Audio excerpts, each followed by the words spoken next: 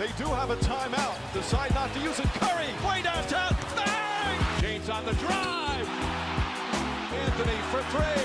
Puts it in. Durant. You can't keep jumping that high, man. Says who? Bryant for the win.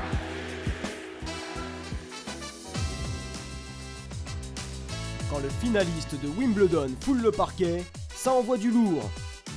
Le tennisman Nick Kyrgios est un shooter hors pair. On ne peut pas en dire autant de l'ancienne star du MMA, Khabib Nurmagomedov, qui n'a pas trop capté les règles. Dans le genre retraité, lui a encore de bons restes. Tony Parker s'est exprimé cette semaine. Les Français arrivent trop tôt en NBA. D'accord ou pas d'accord?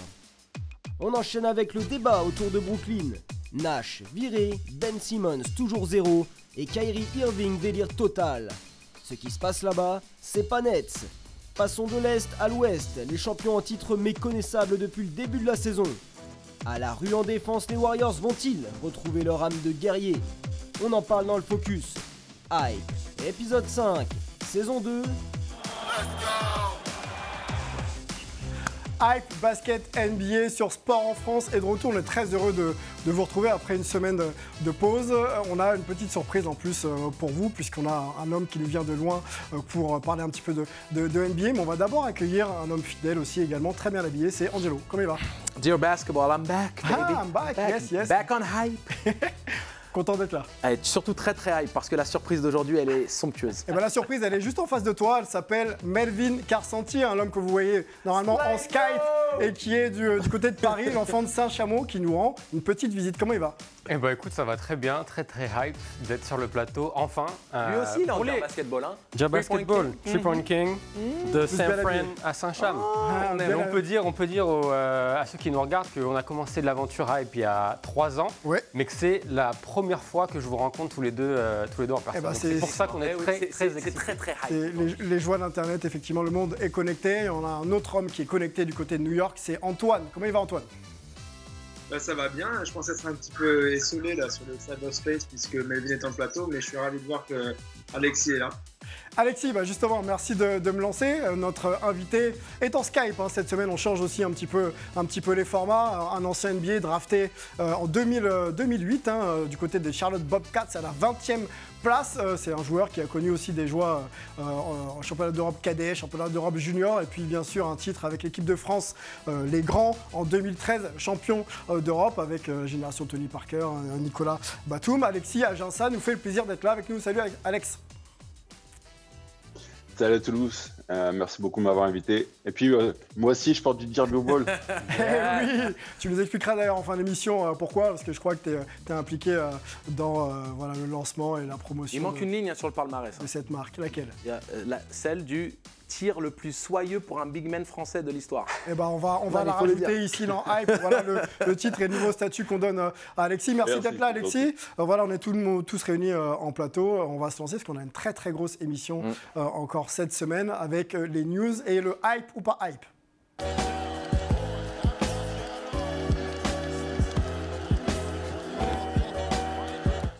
Alors, il suffit qu'on s'absente une semaine et la hype justement Victor Wembanyama continue d'exploser. Vous savez, ce jeune Français qui est attendu numéro 1 de la draft dans quelques mois, en 2023.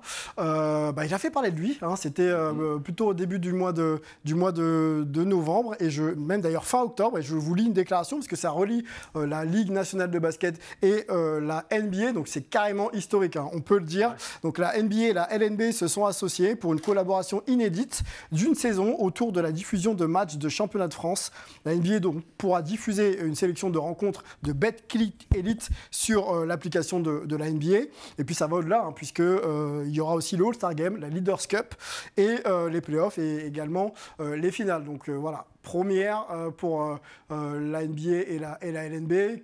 Associé donc à Victor Wembanyama. Première pour le basket international. Exactement, d'ailleurs, ça ne s'est jamais fait dans le monde entier.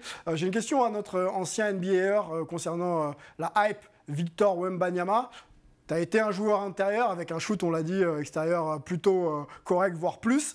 Qu'est-ce que tu penses, Alexis, de tout ce qu'on dit autour de Victor? Je pense qu'il le mérite, sa hype, elle est méritée. Il est très imposant sur le terrain, que ce soit en défense ou en attaque. Donc franchement, Cela ne m'étonne pas du tout qu'il ait une grosse hype comme ça. Donc, franchement, sky is the limit pour lui. Ouais, on voit ces stats-là, cette saison, hein, c'est très très fort. On rappelle que le joueur a tout juste 18 ans, 21 points. Il y a 9 rebonds, il y a quasiment 3 passes. Et puis 3 contres, surtout 3 contres. Hein, un joueur vraiment déjà très performant à un jeune âge et puis avec un corps assez atypique.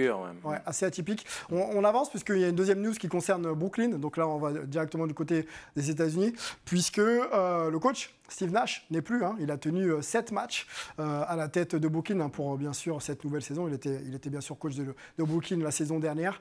On va se refaire en quelques minutes la chronologie des faits avec Antoine. Ouais, écoutez, déjà Steve Nash était en place depuis 2 ans, on va dire, et là c'était le début de sa 3e saison. C'était Sean Marks qui l'avait embauché, puisqu'il est le GM des Nets. Et c'était son ex-coéquipier aux Suns. Il était aussi son adversaire quand il était aux Spurs. Gros CV, 2 fois MVP. C'était notamment pour gagner le respect des joueurs qui avaient fait partir Kenny Atkinson, le coach. Et en fait, on se rend compte directement que très vite que ce respect, il n'est pas vraiment là, puisque avant même le début de saison, Kevin Durant et Kyrie Irving disent qu'ils ne vont pas vraiment avoir besoin de coach dans un podcast. Alors techniquement, on peut parler de son coaching et peut-être que d'ailleurs on aura l'occasion, mais moi ce qui m'a vraiment marqué, c'est qu'on l'a jamais vu à l'aise en fait, même pour parler de qui va être titulaire ce soir ou où on en est d'une blessure, quelque chose comme ça. On n'a jamais vu un homme un petit peu épanoui, heureux, bien dans ses baskets, de faire son job. Donc moi c'est un petit peu ce qui m'a marqué pendant cette période-là. Et c'est vrai que c'est 2 années qui ont été rocambolesques au possible. Hein. Il y a eu tous les épisodes, que ce soit sur le terrain avec blessures, etc., ou hors terrain avec des attitudes, des déclarations. Je pense que le plus gros truc, ça a été Kyrie Irving qui ne voulait pas se faire vacciner, sur qui donc on ne pouvait pas compter. Donc tout ça, ça a fait que il n'y avait pas vraiment une bonne émulation. Il n'y avait rien qui se passait de très positif du côté de Brooklyn. Je crois aussi que sa relation avec la personne qui devrait être le leader, Kevin Durant, ne s'est jamais vraiment mis en place. Parce que même si sur le terrain, Kelly, il n'y avait rien à lui reprocher, je pense que Nash mettait en place des choses bonnes pour lui. On ne sentait pas qu'il y avait une relation et même il y avait on sait que Kelly est un petit peu particulier parfois en dehors du terrain. Donc voilà, et donc cet été, il est venu mettre la pression à Joe Tsai, le proprio des Nets, alors qu'on était déjà dans un épisode où Kyrie Irving essayait de mettre sa propre pression pour une extension de contrat, en disant c'est soit moi, soit Sean Marks, Nash, un des deux doit partir. Et donc Joe Tsai est resté droit dans ses bottes, comme il l'a fait d'ailleurs par rapport à Kyrie Irving. Et donc toute cette troupe s'est retrouvée au training camp. Normalement, on devait prendre une saison, au moins voir ce qui allait se passer. Bon, ça n'a pas tenu très longtemps. Il y a eu 2 victoires pour 5 défaites. Nash était le plus dispensable, comme on dit ici, de la personne on peut lâcher le plus facilement possible. Et donc, c'est lui qui saute en premier, c'était le fusible. C'est le fusible. On peut rappeler le bilan de Steve Nash à la tête des Nets de Brooklyn. 94 victoires pour 60 défaites. Et en play-off, c'est 16 matchs, 7 victoires et 9 défaites. Et sur une stat vraiment intéressante, sur 161 matchs dirigés à la tête de Brooklyn, il y a 5 majeurs différents. Donc on a quand même senti qu'il a cherché la formule sans vraiment la trouver. Oui, puis c'était malgré lui. On va dire, le fait de pianoter ces 5 de départ n'était pas lié à une fantaisie stratégique. C'était aussi le fait que Kyrie Irving était absent, qu'il y a eu des blessés. Et donc des indisponibilités prolongées. Il n'a pas su s'appuyer sur un groupe vraiment... C'est pas qu'il n'a pas su, c'est qu'il n'a pas pu. Oui. Okay. Ouais, il n'a pas pu, malheureusement, il n'a pas eu l'opportunité de vraiment donner sa plénitude en tant qu'entraîneur et qu'on puisse après avoir un jugement légitime, objectif. Alors on ne va pas faire long puisque ça va être l'objet de notre débat. Les Brooklyn Nets sont cata en ce début de saison, il faut le dire. Donc on va essayer d'élargir un petit peu aussi au scope du GM et puis sur ce qui se passe aussi sur le terrain, parce qu'on est là pour parler de jeu. Donc on va en faire une grosse discussion tout à l'heure, messieurs, si vous le voulez bien. On avance, on a une nouvelle rubrique qu'on va vous proposer, le d'accord, pas d'accord.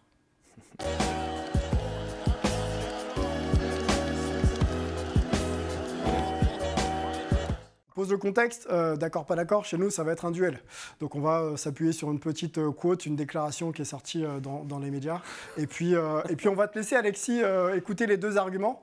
Et puis peut-être, tu vois, te positionner vers celui qui t'aura le plus convaincu, en donnant aussi, bien sûr, ton point de vue après. Est-ce que ça te va ? Ça me va très bien. Moi, je dis, il y en a qui portent du Dear Basketball, il y en a qui en portent pas. Hein. C'est tout ce que j'ai à dire. Ok, bon, lançons le contexte. Ça concerne Tony Parker, qui était en voyage aux États-Unis. Il était sur le sol américain pour promouvoir ses marques de vin et de champagne. Il a été sollicité pour parler un petit peu NBA, début de saison et surtout la position de certains Français. Et il a remis aussi un peu en question la situation inégale de certains joueurs. Donc on connaît bien sûr les joueurs plus expérimentés, les Evan Fournier, les Nicolas Batum, mais d'autres arrivent et sont peut-être dans des situations un petit peu moins stables. Et Tony Parker a déclaré ceci: les jeunes Français partent trop tôt et c'est bien dommage car on ne peut pas les forcer aujourd'hui à rester en France ou en Europe. La draft ne veut plus rien dire aujourd'hui. On sélectionne les jeunes sur leur potentiel, mais le potentiel peut être réalisé ou non derrière.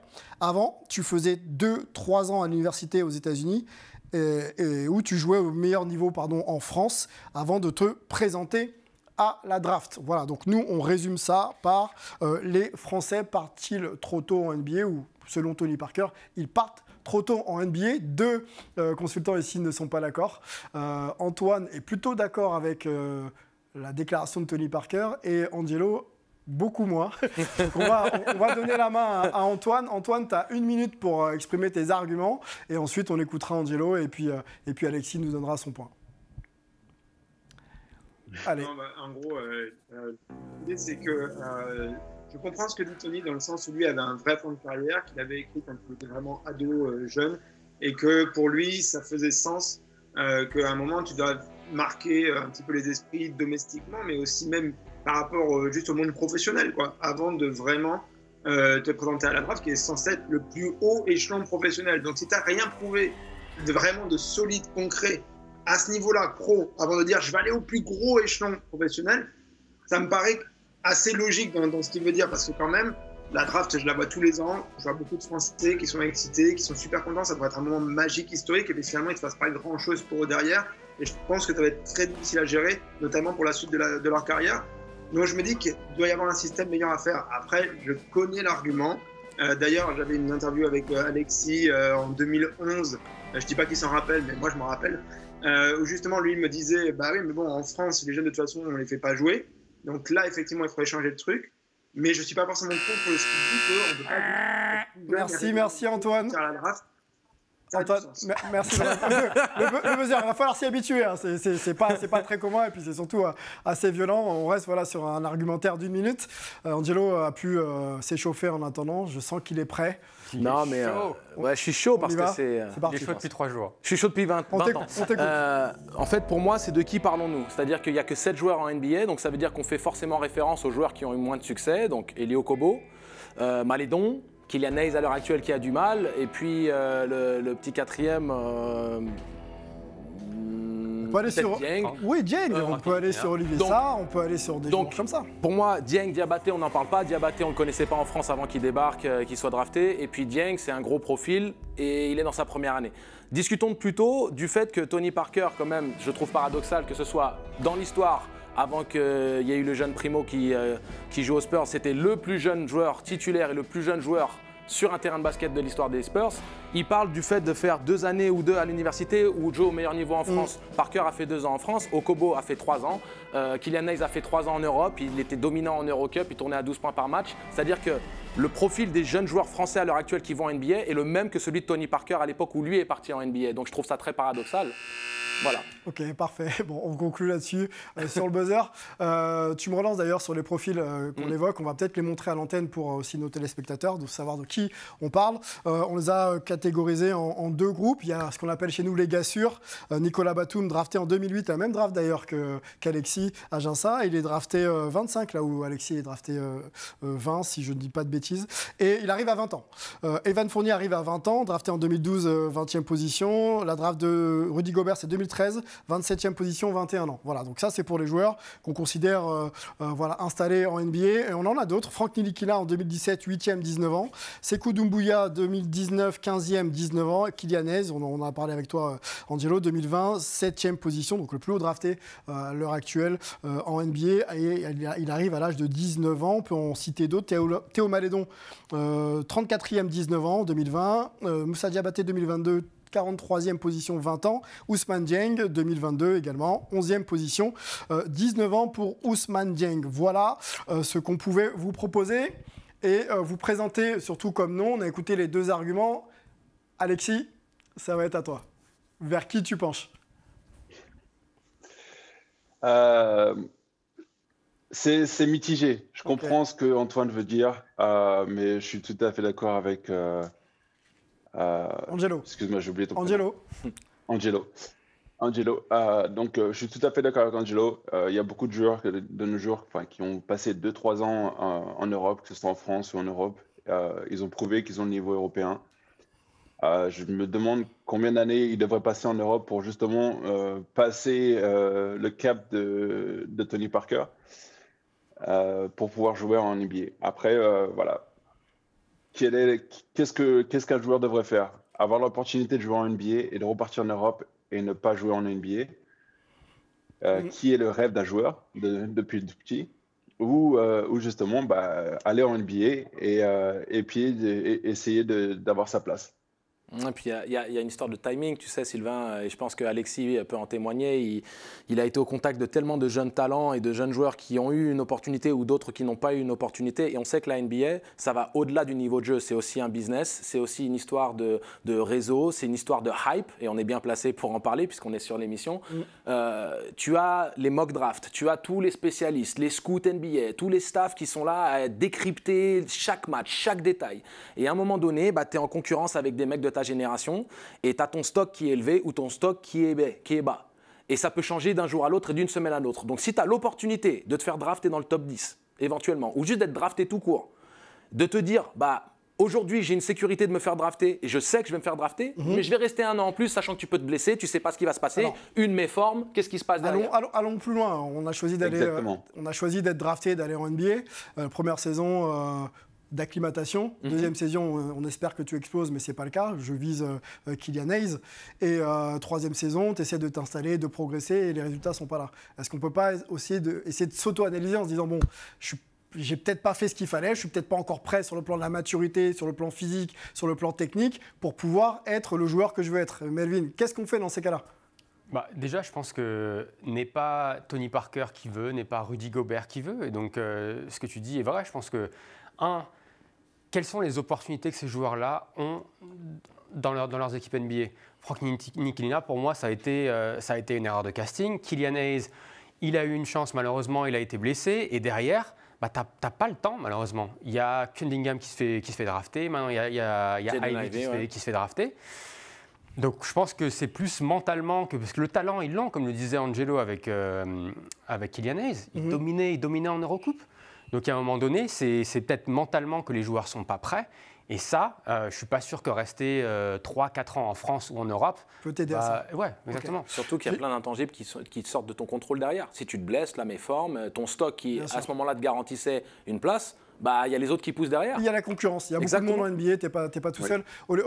Alexis, je voudrais qu'on s'appuie sur ton expérience. Drafté 2008-20, tu arrives à Charlotte Bobcats, tu essaies de faire ta place. Est-ce que tu peux nous remettre un petit peu dans le contexte justement de cette concurrence et du français que tu étais, qui essayait justement de frapper aux portes de l'Amérique, quoi? Ouais, moi je suis tout à fait d'accord. En fait, tout dépend où tu te fais drafter, à quel moment tu te fais drafter. Et puis surtout, l'opportunité que tu as. Moi, je suis arrivé dans une équipe où il y avait déjà beaucoup de grands. Et j'avais un coach qui n'aimait pas les rookies. Donc, j'avais Larry Brown en tant que coach. Donc, c'est vrai que c'était difficile déjà pour moi de m'imposer. Et puis, pour revenir sur les autres Français, c'est vrai qu'il y a pas mal de joueurs qui ont été draftés dans des situations qui sont assez délicates. Et ça a joué énormément aussi pour un joueur. Est-ce que la position de draft, je parle par exemple celle de Kylian Hayes qui est quand même 7, est-ce qu'il n'est pas un peu, j'aime pas ce mot-là, mais un peu prisonnier justement du fait qu'ils doivent être performants tout de suite parce qu'il est drafté haut? Tout à fait, parce qu'ils ont drafté haut. ils ont une expectation énorme pour lui, donc ils veulent absolument qu'il produise énormément. Comme ça a été relevé pendant l'émission, c'est que je pense que c'est plutôt mentalement qu'il y a un cap qu'il faut qu'il passe. Et peut-être un coach mental pourrait l'aider là-dessus.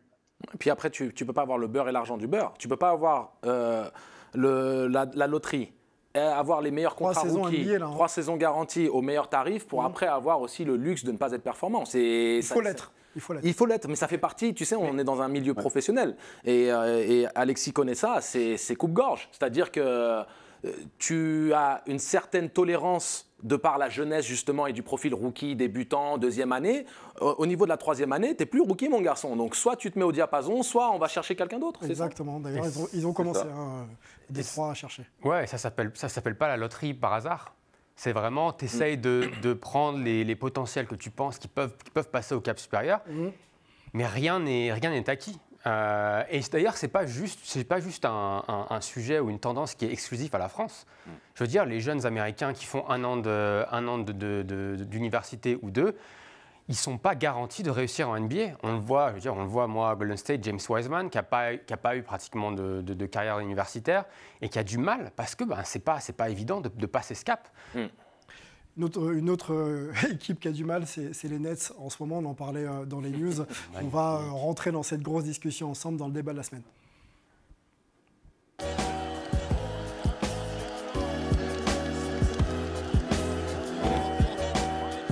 Si vous me permettez ce jeu de mots pourri, les Nets sont pas nets en ce moment. Le classement est pas bon. C'est 12e à l'Est, conférence Est et conférence Ouest aux États-Unis, vous en avez l'habitude. 12e donc à l'Est et avec un bilan au moment où on enregistre de 4 victoires et 7 défaites. Donc c'est loin des objectifs affichés par Sean Marks. Il faut qu'on en parle. Moi j'ai on a plusieurs questions à se poser, mais la première, revenons déjà sur la news. Steve Nash, donc qui n'est plus le coach de Brooklyn. On a entendu cet été, si vous suivez la NBA, Kevin Durant mettre en jeu son avenir. C'est soit le coach, le GM ou moi. Steve Nash aura tenu donc 7 matchs. On peut se poser la question de savoir si Steve Nash a été poussé vers la sortie ou pas, monsieur. Je pense que la question ne se pose pas. Oui. Oui. Ok. Moi, je pense surtout que le problème, c'est que dans la formulation de Kevin Durant de sa requête de ne plus avoir Steve Nash comme coach, il a impliqué le general manager. Donc automatiquement, par fierté et aussi par volonté de garder le contrôle de son équipe, Steve Nash est resté, on va dire, en position. Mais s'il avait demandé la tête de Steve Nash exclusivement en mettant cette pression-là, sachant que la NBA est une ligue de joueurs, je ne pense pas que Steve Nash aurait duré l'été. Ok, on va aller du côté de New York, puisque Antoine a suivi ça de près pour nous également. Je te repose cette question à travers tout ce qui sort aux États-Unis, les déclarations de Kyrie Irving, Kevin Durant, Sean Marks. Est-ce que tu as l'impression que Steve Nash, je te répète la question, a été poussé vers la sortie? Oui, clairement.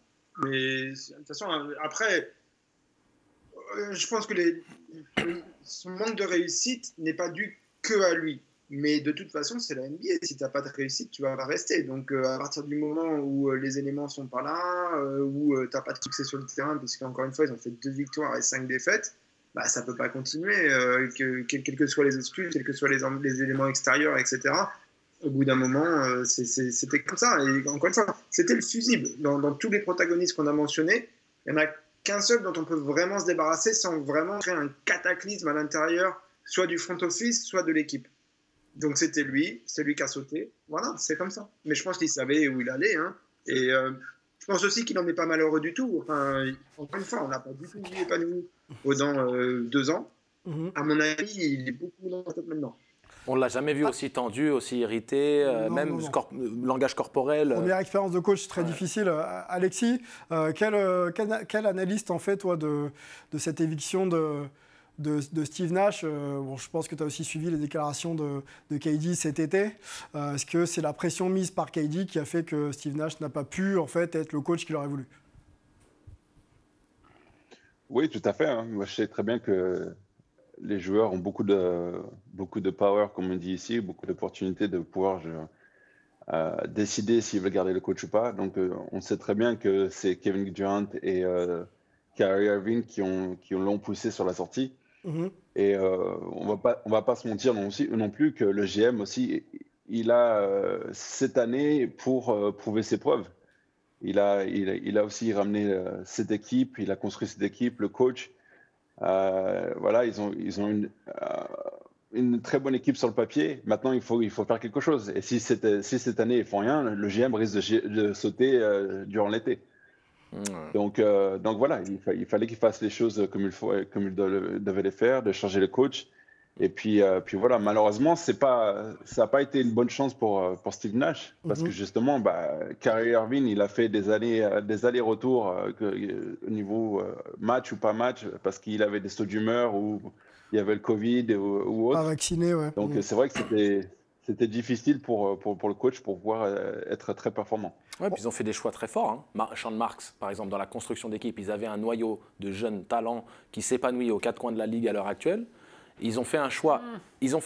C'est-à-dire qu'ils ont recruté très lourd. Ils ont associé des superstars ensemble pour gagner tout de suite. Donc, si tu n'as pas la réussite avec ce projet-là, le GM doit rendre des comptes à ce niveau-là. C'est ça que je veux dire. Je suis d'accord, mais on ne peut pas lui reprocher d'être allé chercher. Je pense que je n'ai pas dit les 29 autres franchises auraient fait la même chose. Je corrobore les propos d'Alexis, tu vois. Avançons dans le débat et vous allez justement pouvoir continuer à argumenter. La deuxième question et la deuxième discussion que je voudrais qu'on ait ensemble, on va chercher les responsables, quelque part. Sean Marks, le couple Kyrie ou Kevin Durant, ou Steve Nash comme principal responsable du mauvais début de saison des Nets. Angelo, je te laisse. Les protagonistes principaux depuis le début de cette aventure qui sont responsables, c'est les joueurs. Okay. C'est les joueurs. Arrêtons de chercher des scapegoats, comme on dit aux États-Unis. On ne va pas couper la tête du bouc là, et le bouc, malheureusement, ça a été Steve Nash. Les joueurs ont leurs responsabilités. Kyrie Irving qui décide de ne pas se faire vacciner, je ne remets pas en question ses opinions ou ses croyances ou autres, mais tu es venu pour gagner un titre. Tu as abandonné ton équipe. De l'autre côté, il y a des blessures. De l'autre côté, tu savais que tu perdais de la profondeur de banc en transférant tout le monde pour avoir James Harden en retour. Donc ça veut dire que les joueurs avaient des responsabilités. Ces responsabilités, pour des raisons multiples, n'ont pas été à la hauteur des attentes. Et ce sont eux les principaux acteurs. Steve Nash a sa part dans la gestion, Sean Marks a sa part dans la création du projet, mais ce sont les joueurs qui sont protagonistes. C'est eux qui ont la balle en main, c'est eux qui sont décisionnaires. Moi, je suis d'accord avec Angelo jusqu'à cet été. Quand tu as ton joueur star qui dit c'est soit moi, soit tout le monde, il y a un moment donné, et ils avaient fait ça en plus. Ils ne l'ont pas tradé, ils ont été fermes. Et je suis désolé, si tu vires ton entraîneur après 7 matchs, vu ce qui s'est passé cet été, vu la demande de KD, il y a un moment donné, vire-le cet été. Et commence de zéro avec un nouvel entraîneur. Comme ça, tu peux avoir un vrai training camp, tu peux construire quelque chose, plutôt que de le virer maintenant. Je veux dire, donc pour moi, au jour d'aujourd'hui, sur la situation actuelle, c'est plus, moi, je mets la faute sur Sean Marks et sur Joe Tsai, le propriétaire. Sur le timing, surtout. Toi, tu parles à très court terme, là, sur les dernières semaines. Oui, là-dessus, on est d'accord. Mais je suis d'accord avec toi que les joueurs, évidemment, ont une part de responsabilité. Alexis, sur cette notion de responsabilité, Kyrie, KD, Sean Marks ou Steve Nash? Je dirais qu'il y a une grosse responsabilité sur les joueurs, surtout sur Kyrie. C'est lui qui a un peu saboté tout ce qu'ils avaient construit avant. On va pas se mentir, c'est lui aussi qui a poussé un peu James Harden à vouloir partir. Bien sûr. Donc ouais, je dirais Kyrie a une grosse faute pour la franchise pour avoir beaucoup de problèmes. Et puis aussi Sean Marks pour ne pas avoir viré le coach dès cet été. Mais aussi, on va pas succomber aux caprices de la star de l'équipe juste parce que voilà, c'est son choix, quoi. Donc c'est vrai qu'on peut pas aussi montrer à tout le monde comme quoi voilà, la star peut faire un caprice et on va l'écouter et puis on vire le coach direct, quoi. On peut pas faire ça non plus. Kyrie, tu l'as évoqué, on peut peut-être aussi se poser cette question dans notre discussion de où en est sa carrière, Kyrie, parce qu'il y a quand même beaucoup de faits d'armes là, qui le lient souvent hors basket, malheureusement. Il vient d'être suspendu 5 matchs par sa franchise sans salaire pour avoir participé à la promotion d'un film antisémite. Donc ça n'a vraiment pas plu du côté de... Anti-juif, voilà, du côté des Nets et de la NBA. Il a été lâché aussi par son sponsor Nike qui ne distribuera pas la nouvelle paire de Kyrie Irving. Je me tourne vers vers Antoine. On peut refaire avec toi, Antoine, une chronologie. On sait que Kyrie a beaucoup aussi été cité dans les histoires de Covid, dans les histoires de complotisme, etc. Et là, il est cité également dans une affaire donc, hors basket. Qu'est-ce qu'on en dit du cas Kyrie Irving du côté de Brooklyn aujourd'hui? Tu me parlais de chronologie, je pense que ça serait une encyclopédie à faire. Même si on s'en tenait à ses propos sur les réseaux sociaux, etc. Enfin, c'est hallucinant. Donc, on imagine ce qui se passe quand tu as des vraies discussions avec lui tout le temps sur les groupes WhatsApp, machin et tout ça. Enfin, bon, bref. Donc, on va pas faire cette chronologie-là, mais en gros, le pire dans cette attitude qu'il a eue sur « tu relais ». Un documentaire qui, bon, t'as pas tout bien connecté ce qui se passait, de ce qui se disait, les répercussions que ça a, etc. Ça, quelque part, ça pourrait arriver. On ne demande pas forcément non plus tout le temps aux joueurs d'être des exemples ou d'être supérieurs sur toutes les questions, etc. Pas de souci, d'accord? Mais que tu répondes de manière arrogante, que tu joues pas le jeu d'une conférence de presse, que tu veuilles pas t'excuser quand on te redonne une chance. Toujours, il joue le rôle de la victime, le gars est persécuté. On te tend un micro pour clarifier ton propos. Personne n'est venu pour t'angler ou quoi que ce soit. On te juste donné l'opportunité d'un petit peu éclaircir ton propos parce que là, tout le monde est en train de s'enflammer. Et il n'est même pas capable de présenter une excuse. Il faut lui mettre des pressions comme ça. Et maintenant, tu ne vas pas jouer 5 matchs, etc. Alors que la franchise est déjà en difficulté sportive, comme on vient de le dire. Enfin, il y a vraiment... les neurones ne sont pas connectés. Il ne vit plus dans la même réalité que nous, c'est fini. Donc j'espère que ça va revenir, mais il y a un vrai souci. Déclaration de LeBron James avec qui Kyrie a été champion en 2016. Il n'y a pas de place dans le monde pour ça, donc l'antisémitisme. Ce qu'a fait Kyrie, cela a blessé beaucoup de personnes. Si tu commences à promouvoir quelque chose qui cherche à blesser n'importe quelle communauté, alors je ne le respecte pas. Voilà ce qu'a dit LeBron James. Moi j'ai une question pour... Alexis, est-ce que Kyrie Irving n'est-il pas en train de s'auto-détruire? On connaît le talent du joueur, mais on a l'impression que tout ce qui se passe hors basket est en train de casser son image. Et on sait aussi d'expérience et d'histoire de la NBA que certains joueurs ont été sortis de la ligue pour moins que ça. Est-ce que Kyrie est un peu sur ce chemin-là? Oui, tout à fait. Il est sur ce chemin-là. Malheureusement... une fois qu'une franchise a une idée et puis décide d'avoir une décision, toutes les franchises sont assez solidaires. Donc j'espère que ce n'est pas le cas. J'espère qu'ils ne vont pas justement le virer de la ligue, tout simplement, en le boycottant. Et on va voir ce qui va se passer. En tout cas, les demandes qui lui ont proposées justement pour pouvoir revenir jouer, je pense qu'elles sont un peu absurdes. Et il y en a beaucoup trop, quoi. Et les 6 demandes, il y en a beaucoup trop. Je pense qu'ils essaient de faire un exemple d'une personne comme quoi il ne faudra jamais une personne ait une opinion ou autre. Et je pense que c'est assez délicat pour la franchise et aussi la NBA de faire beaucoup de demandes comme ça pour un joueur, parce qu'après, j'ai l'impression qu'il va les avoir pas mal de répercussions. La NBA qui a tardé à répondre, on peut reprendre vite fait un ou deux commandements, s'excuser et condamner le film à caractère antisémite qu'il a partagé, don de $500 000 à des mouvements contre la haine et l'intolérance et formation sur la sensibilité et mise au point par les Nets. Oui, Melvin. Sylvain, je suis d'accord qu'en arriver là, c'est stupide, j'ai envie de dire, mais malheureusement, on en est arrivé là parce que, c'est ce que disait Antoine, parce que Kyrie n'a pas pu s'excuser tout seul, parce qu'il a enchéri, surenchéri, etc. Et quand on arrive où tu ne veux même pas rencontrer les dirigeants de la Ligue antidéfamatoire et que ces dirigeants doivent dire je suis désolé, mais votre donation de $500 000, on ne va pas l'accepter parce que ce n'est pas honnête. Donc à un moment donné, si Kyrie avait pris le devant et avait juste dit excusez, j'ai pas voulu tout faire ça aurait été réglé. Mais surtout, on doit lui tenir la main pour pouvoir le forcer à faire tout ça. C'est pas sincère. Tout le monde voit bien que c'est pas sincère. Et en plus, ça a eu lieu quand? Dès qu'il y a eu l'annonce des 5 matchs de suspension, les excuses sont arrivées dans l'heure presque. Ouais. Et le vrai problème par rapport à ça, c'est que Kyrie est un militant de l'histoire afro-américaine. à cœur je pense, des combats qui sont nobles. Mais le problème, c'est que quand ton combat noble brouille les pistes par rapport à d'autres choses et que tu mélanges tout, c'est-à-dire que par exemple, quelque part, remettre en question même l'existence même de l'Holocauste ou des choses comme ça, et ce sont les points sur lesquels les médias ont appuyé en disant mais tu comprends qu'il y a eu la promotion de ces faits-là et autres, et lui, il va dire... de manière très hautaine, comme le disait Antoine, à un moment donné, non mais je sais qui je suis, j'ai pas à m'expliquer quoi que ce soit pour vous. On a l'impression qu'il ne sait pas qu'il est un personnage public et que tout va être relayé, hein, toutes ces prises de position vont être relayées. Ça fait partie intégrante de son quotidien et il n'est pas né d'hier, ça fait combien d'années maintenant qu'il est en NBA, à un moment donné, arrêtons d'essayer de trouver des excuses aux gens.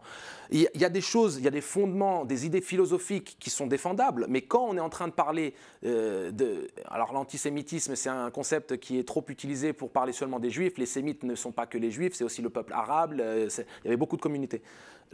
On est en train de parler de choses où il y a eu la souffrance du peuple juif, il y a eu la souffrance de l'Holocauste, et lui, il parle de la souffrance de l'esclavage, il parle d'autre chose. Donc tu mélanges tout et n'importe quoi. Kairi se trompe. Revenons juste sur la question centrale. Est-ce que justement ces prises de position vont à un moment donné l'exclure de la NBA? Et je voudrais entendre Antoine là-dessus, et ensuite on conclura le débat. Il est plus que sur une pente glissante. Là, je pense qu'il est vraiment au bord du ravin. C'est même pas. Il en fait encore une et c'est fini. C'est là, s'il ne fait pas marche arrière, quand au bord du ravin, tu sais, des fois, là, la surface s'effrite. C'est ce qui est en train de se passer là. Voilà. Bon, il y a une franchise aussi qui s'effrite un peu, vous pardonnerez pour mes transitions un petit peu faciles. C'est les champions en titre et les Warriors sont en difficulté. Melvin, je sais que ça ne te plaît pas, mais c'est la réalité et on va en parler dans le focus de la semaine.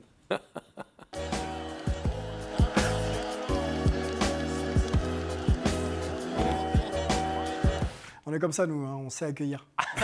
tu reviendras avec le sourire, j'espère. On va parler des Warriors à l'Ouest, c'est 12e sur 15. L'équipe qui a été championne NBA au printemps dernier avec un Stephen Curry MVP et en feu. Le bilan, au moment où on enregistre, c'est 4 victoires, 7 défaites, 4-1 à domicile et 0-6 à l'extérieur. Donc hors de la maison, Melvin, c'est compliqué. Et donc il y a un pourcentage de victoire à 36%, ce qui fait un petit peu désordre pour le champion sortant. Pour le champion sortant, on va avoir un angle global d'abord, mais on va aussi s'axer un petit peu, axer notre discussion sur la défense, puisque par essence, quand tu perds plus de matchs que tu en gagnes, c'est que défensivement, tu dois, à mon avis, avoir un petit problème. Je me tourne vers toi, Melvin. Tu as suivi, bien sûr, les premiers matchs des Warriors à domicile, l'impression que tu en as eu, et surtout, qu'est-ce qui se passe ? Alors, qu'est-ce qui se passe ? C'est vrai qu'on peut parler des chiffres. Ils sont 25e à l'évaluation défensive, ce qui est nul. Okay. Disons-le comme, ça marche. Comme il se doit. Après, il y a deux histoires. C'est-à-dire que d'un côté, on a les titulaires. Les titulaires ont une évaluation défensive de 102,2 points encaissés par 100 possessions. Donc, utiliser les 100 possessions, c'est pour qu'il y ait ce socle où on regarde comparer tout le monde à armes égales. 102,6 points encaissés, c'est meilleur que la meilleure défense actuelle qui est Milwaukee à 102,8. Okay. Par contre, de l'autre côté, il y a le banc et la second unit et les remplaçants qui, eux, sont le pire banc de la Ligue, tout simplement. Et donc, à chaque fois que Steve Kerr sort ses titulaires, c'est la dégringolade. On les a vus, généralement, ils commencent fort les matchs, ils sont à plus 10, plus 15, et ils prennent un 22, et après, ils doivent... voilà. Et ces raisons-là, c'est surtout parce que, leur banc n'a rien à voir avec celui de la saison dernière. Ils ont fait le choix de la jeunesse, qui est un bon choix, et on sait qu'il y a il y a des problèmes financiers. Financièrement, ils ne pouvaient pas s'aligner. Voilà, exactement. C'est un choix économique. Donc, tu joues beaucoup de jeunes. Il y a aussi eu Draymond Green et Klay Thompson qui étaient en minute restriction, comme on dit, pour commencer la saison. Donc, les rotations habituelles de Steve Kerr n'étaient pas là. Et donc, on s'est retrouvé avec des 5 avec que des remplaçants. Des jeunes pas prêts encore à performer. Voilà, des jeunes pas prêts, des nouveaux joueurs vétérans comme JaMychal Green, Dante DiVincenzo avant sa blessure, qui sont là, mais qui sont nouveaux, qui doivent s'acclimater.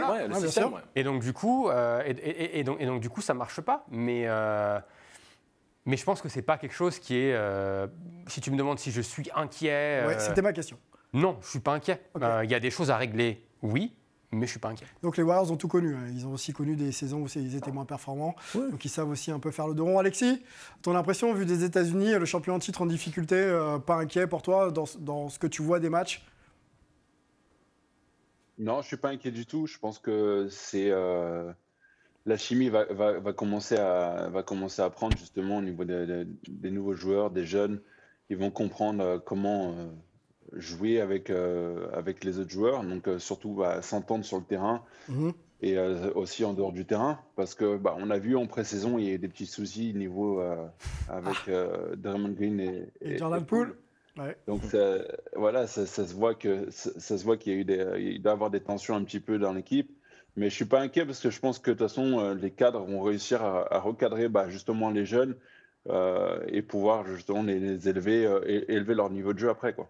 J'ai une question, moi, en revenant sur l'incident, parce que ça m'amène aussi à la deuxième thématique de cette discussion dans le focus Warriors plutôt défensif. Alexis, tu as été dans un vestiaire NBA, même en France, bien sûr, du côté de Strasbourg, Pau, etc. Comment on gère quand deux joueurs comme ça se mettent dessus pour justement faire en sorte que le groupe reste uni et que la saison puisse bien se passer? Comment ça peut s'appréhender, ça? Ou quand un joueur met sur l'autre, plutôt. Bien sûr, quand un joueur met sur l'autre. Moi, j'étais dans pas mal de vestiaires avec des joueurs qui étaient assez agités, mais jamais ça s'est passé dans notre équipe. Okay. C'était qui le pire? Juste rapidement, c'était qui le pire? C'était qui le pire? Tu vois, moi j'ai joué avec Steven Jackson, avec DeMarcus Cousins, et les deux n'ont pas passé le cap justement de mettre un coup de poing à un des adversaires, à un des coéquipiers.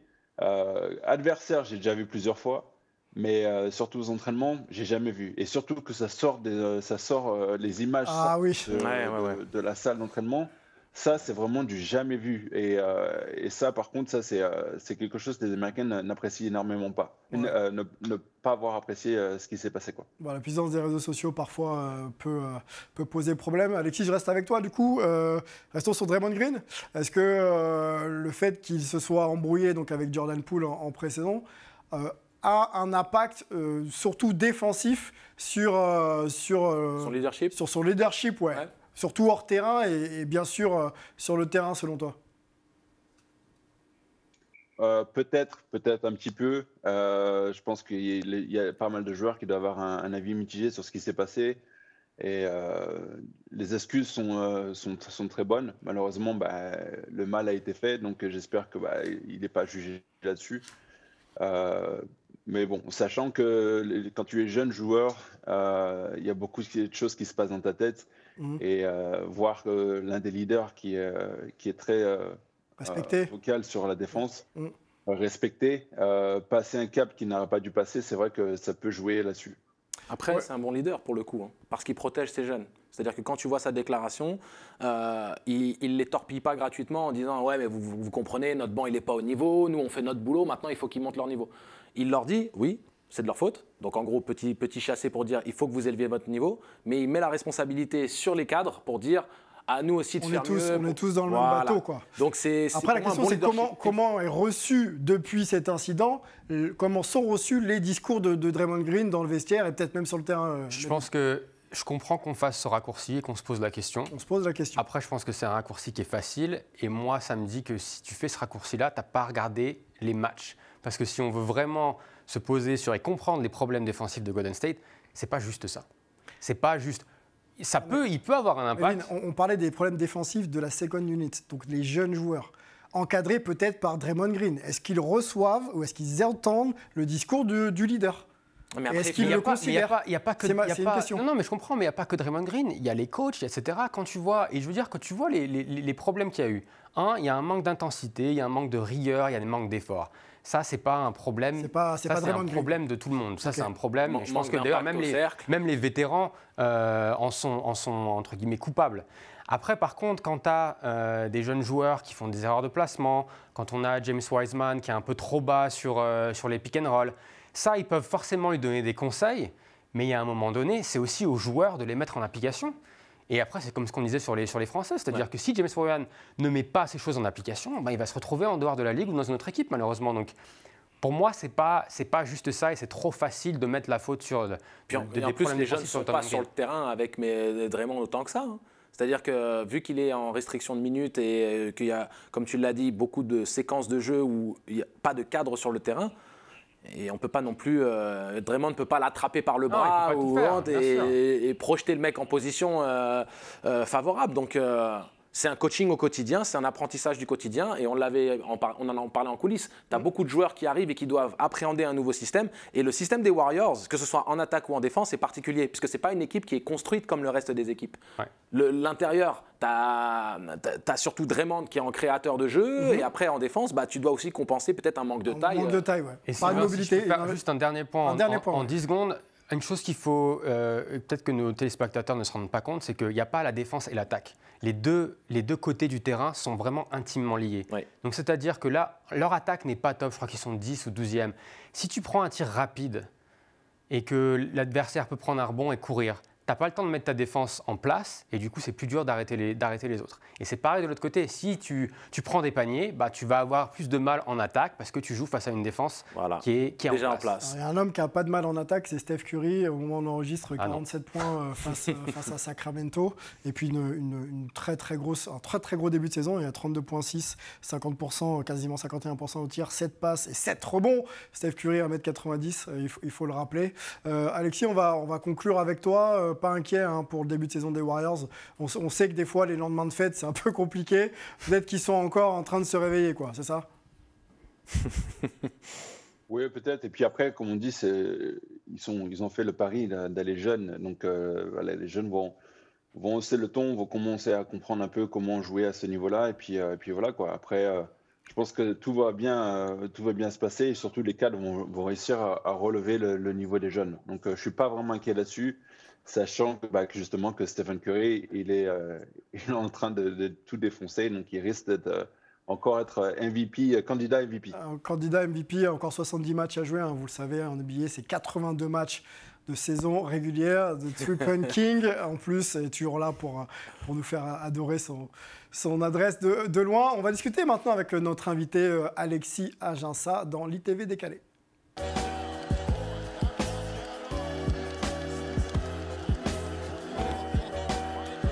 Alexis, merci d'être là. On va discuter un petit peu ensemble de ton actualité. On te voit très peu au bord du terrain, là où d'autres, après la carrière, Tony Parker et d'autres, sont très impliqués. Moi, j'ai une question simple. Tu vis du côté de Charlotte. Qu'est-ce que tu deviens et surtout, quel est ton quotidien? Je suis dans l'entrepreneuriat, donc j'ai pas mal de business dont je m'occupe. Dont notamment Derby Ball, où je m'en occupe aussi de ce côté-là. Donc voilà, je suis assez sur business à droite à gauche et essayer de comprendre comment ça fonctionne dans les bureaux au lieu d'être au niveau des terrains. Bon, après, ça ne veut pas dire que je n'aime pas le basket. Je peux absolument aller voir les matchs de basket, mais je n'ai pas forcément le temps. Bon, tu me lances sur ton implication entrepreneuriale. J'ai un t-shirt là, voilà, je le cadre mieux. Derby Ball, vous reconnaissez la tête d'un certain joueur bien connu. The GOAT. Voilà, donc la marque propulsée par Alexis et puis toute son équipe. Et j'en profite aussi pour dire que Hype est partenaire de Derby Ball et grâce à ce partenariat, vous allez pouvoir, lors du Black Friday qui va arriver dans pas longtemps, profiter d'exclus et de produits un petit peu personnalisés, que ce soit des shorts ou des t-shirts. Donc voilà, il y a le lien qui s'affiche, vous y allez, vous vous inscrivez. Donc c'est simple, c'est nom et adresse mail. Et vous pourrez profiter en exclusivité avec un pré-accès de produits Derby Ball. Voilà, donc des meilleurs clubs de la ligue, le club privé Hype. Voilà, n'hésitez pas, n'hésitez plus. Et puis bon Black Friday à vous. Je continue avec Alexis. On retourne sur la NBA. Ton regard sur la NBA d'aujourd'hui, on sait que les grands, à l'image d'un Victor Wembanyama et d'autres, sont capables de s'écarter, de tirer à 3 points avec réussite. Tu as eu ce tir là il y a quelques années. Qu'est-ce que tu penses aussi de l'évolution des intérieurs NBA? Moi, personnellement, j'aurais aimé être drafté à cette époque-là. Je pense que ça aurait été parfait pour moi. J'imagine. Non, en tout cas, c'est super pour les joueurs. Ça leur donne l'opportunité justement d'avoir un plus gros baggage, comme on dit, Donc justement, leur montrer qu'ils ne sont pas seulement grands, ils peuvent shooter, qu'ils peuvent faire d'autres choses que post-move à l'intérieur.